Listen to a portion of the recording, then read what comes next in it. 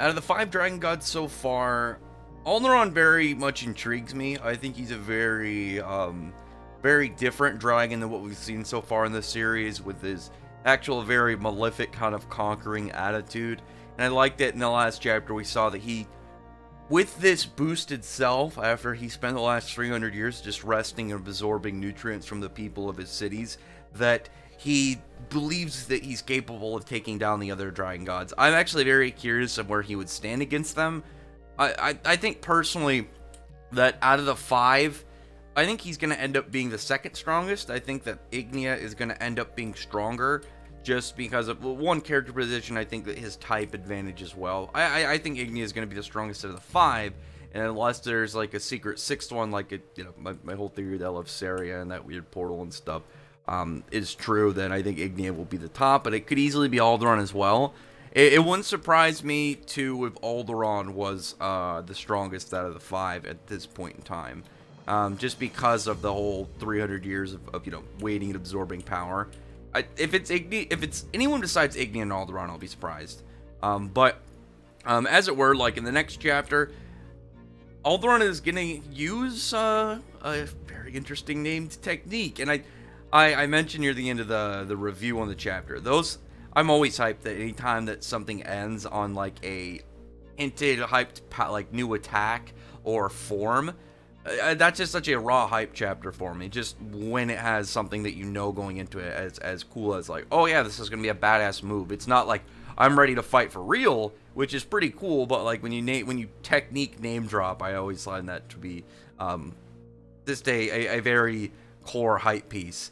So as this is the Thicket of Arms, I'm hoping for like a massive forest that we'll see like on a scale that makes the Alderaan like actual body look small. That's definitely one of the things when it comes down to Alderaan's moves. I think needs to be done. I want to see something that it's like you see compared to Alderaan, you're like, damn, that's big, and then you realize how big Alderaan is, and then you see like the comparison of like how he'll be to like whatever his attack is.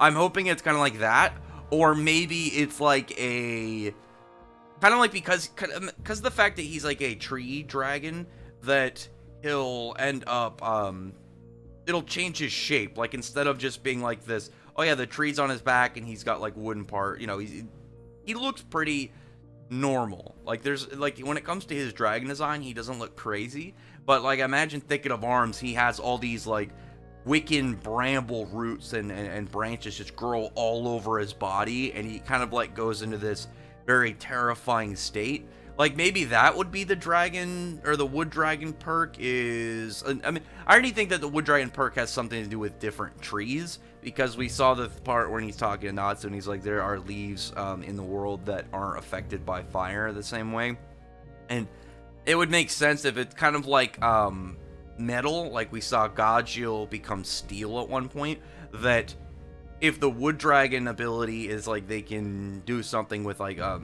different trees and different like plants that they find throughout the world, like maybe they can absorb the seeds and take the seeds in their body, because it hasn't been directly given like when it comes to the metal dragon perk. I think it's like the ability to kind of like change into different metals and like adapt, versus like the fire dragon can like burn magic, wind has like the healing and the enchants. There's sky, not wind, but I don't know, I think that'd be really cool, something when it comes to Alderaan that's just like a big flex move. But I am hoping it's had like he reveals it has something to do with not just him but also being a wood dragon, like it's a wood dragon ability. So I am looking forward to this next chapter a lot. I really want to see this move. And even if, like I said, even though Alderaan, like Natsu is putting up a good fight with his Godseed version because it got weakened with each of the Godseeds destroyed, and Gajeel is gigantic fighting his actual body, I think they're in a dangerous spot. I don't think they're going to win. I could easily be wrong, but I don't think they're going to beat Alderaan in this arc. I think they're going to have to retreat, and I think that all the big character moments that we've gotten from the Godseed fights, like all the very important character-driven moments that we've had these last couple chapters, will be the big kind of like meat in the chapter, or in this arc. I can see Natsu defeating the Godseed Alderaan, but we already know that they'll eventually grow back from the main body. I don't know, because from what we've seen in this last chapter, is the God Seed is just kind of like literally an avatar that Alderaan can switch between his real body and this body. So if you destroy the God Seed Alderaan, I feel like all it's gonna do is make it so he can't go into the avatar and he's just stuck in his actual form, and then he'll have to grow another one.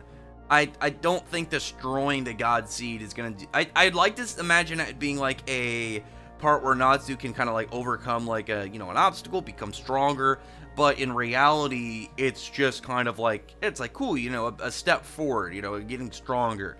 You know, you maybe he like starts to, we see like a small aspect grasp on like Dragon Force with the Aetherius power on top of it. Like he's got like a much lesser degree than what we saw back in the arc with Mercephobia. Like imagine Dragon Force, but instead of like the full claws, it's just kind of like the fingertips. He's just got like black clawed fingertips or something.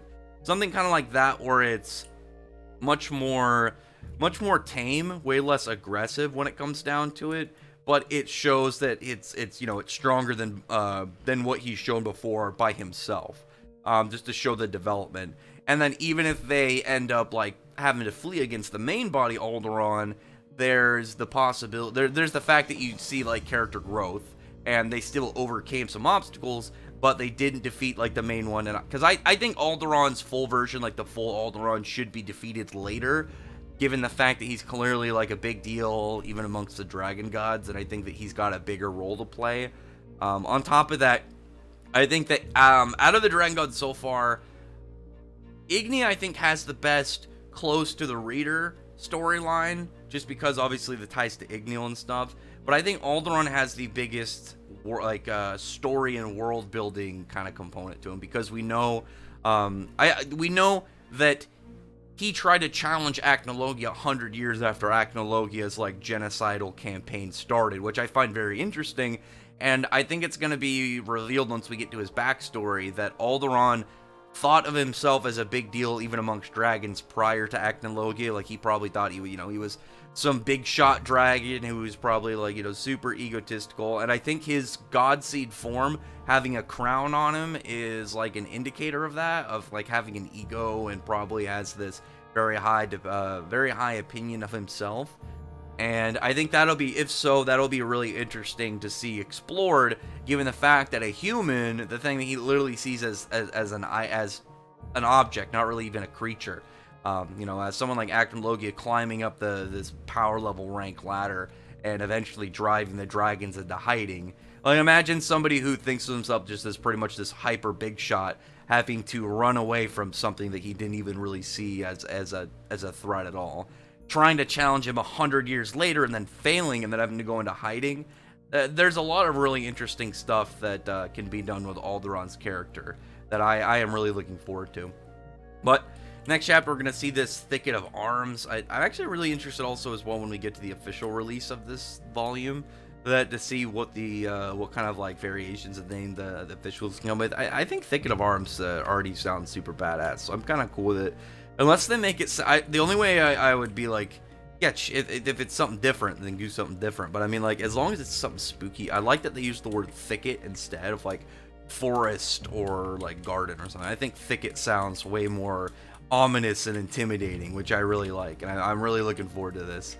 So it's 12 days, which is going to be rough, but that week we're also going to be getting the Fairy Tail game, which I'm excited for. I can't wait to play that and stream it. I've got it for the Switch and on Steam. I'm going to stream it on my channel. But yeah, it's a small little shameless plug at the end, just because I'm excited. It wasn't like, hey, check it out. It's like, no, I'm just really excited. This is going to be it. Next chapter week is going to be really hype. But anyway, other than that, though, comment below. Tell me your thoughts are about this chapter, and tell me your thoughts are what's to come up. Are you really looking forward to seeing this form or new power? I can't wait to see what Alderaan brings to the table. But other than that, though, comment below, thumbs up the video, from the like button, subscribe button, and check out my other videos. But other than that, I appreciate everyone who's already subscribed, and I thank you all for listening. Bye.